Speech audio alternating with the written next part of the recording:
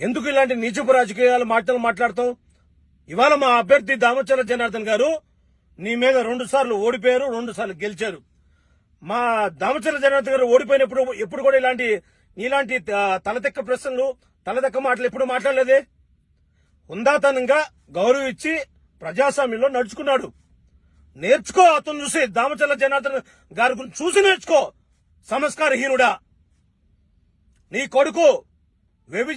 కొడుకు చేసేటువంటి సన్నాసి పనుల్ని నీ కొడుకుని ఫస్ట్ కంట్రోల్ పెట్టుకో. నీ కొడుకు గంజాయికి అలవాటు పడ్డాడు. నీ కొడుకు గంజాయికి అలవాటు చేపిస్తాడు కార్యకర్తలని, నాయకుల్ని.